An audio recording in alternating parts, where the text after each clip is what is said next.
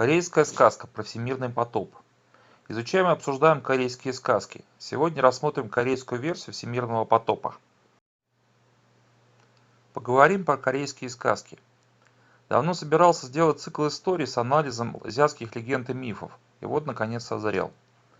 Правда, изначально я планировал начать с боевых искусств, точнее с бусидо. Тема очень интересная. Однако на глаза попалась книжица с корейскими сказками. Если человек хочет поменять другую культуру, ему стоит начать свое изучение с фольклора. Вся душа нации в таких коротких историях. Звучит банально? Не торопитесь. Я открыл сказочную книжицу, и меня поразила уже первая история. В рассказе про всемирный потоп просто квинтэссенция азиатской практичности. Хотите вести дела с азиатами? Планируете бизнес в Азии? А может собрались жениться на азиатке? Ну или выйти замуж за азиата? Почитайте сказки, хорошо подумайте и оцените свои силы. Корейская сказка про всемирный потоп. Случился в давние времена потоп. Всех людей на земле затопил. Только двое остались, брат и сестра из одной семьи. Сохранились они на самой высокой вершине самой высокой горы. Такой же высокой, как Пактусан. А когда вода схлынула, спустились брат с сестрой с горы и огляделись, нигде ни души. Что же это будет, думают.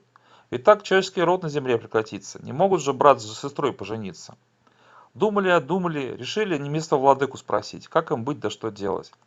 Выслушал их небесный владыка, ничего не сказал. Поняли брат с сестрой, что можно им пожениться. Так и сделали. Потому и не прекратился род людей на земле. Поговорим про потоп по-корейски. Для начала про гору Пактусан. Гора находится на территории современной Северной Кореи и является высшей точкой на территории Манчжурии и Корейского полуострова.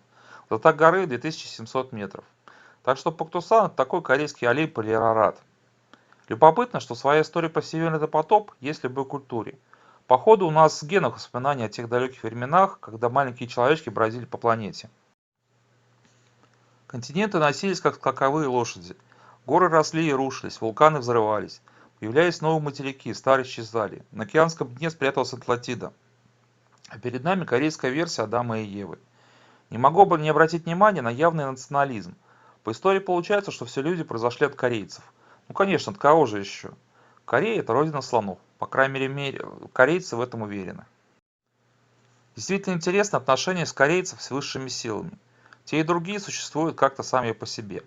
В каком-то смысле это неплохо, когда про тебя там особо не вспоминают. Когда с неба полилось много воды, спасайся кто может.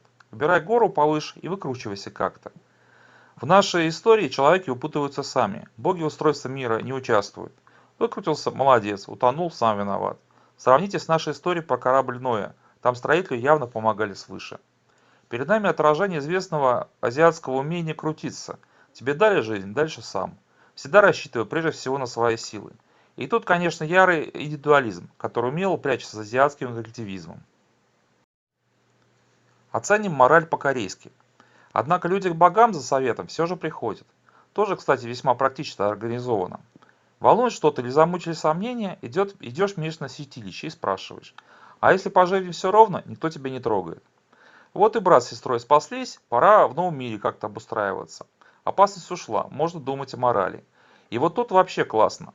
Про мораль вспоминают тогда, когда это удобно. Как носовой платок, можно достать, а можно и убрать. Брат и сестра в сомнениях, как разрешить дилемму. И вместе быть как-то нехорошо, но ведь человечество, его надо спасать. Не ради себя, во имя общего блага стараются. Апофеоз азиатской практичности. Азиаты прекрасно понимают, что это не очень правильно по личной прихоти делать нельзя. Но если ради семьи и рода, тем более если высшие силы добро дали, да пожалуйста. Нам важно то, что в итоге по такой философии можно делать вообще все что угодно. Нет никаких угрызений совести, нет даже тени фрустраций. Все норм, боги разрешили. Как вам такие корни азиатской религиозности? Если задуматься, подобная практичность присутствует у корейцев, китайцев, японцев, филиппинцев, индейцев и тайцев. Возникла мысль прокатить деловых партнеров? Или, может быть, поставить вместо оплаченных станков что-то непотребное?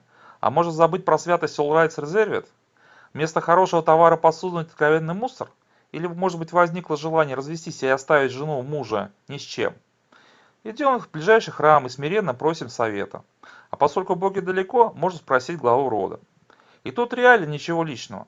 Корейцы или вообще азиаты неплохие и нехорошие. Они реалисты и поступают так, как решили высшие силы. Даже сказки этому учат.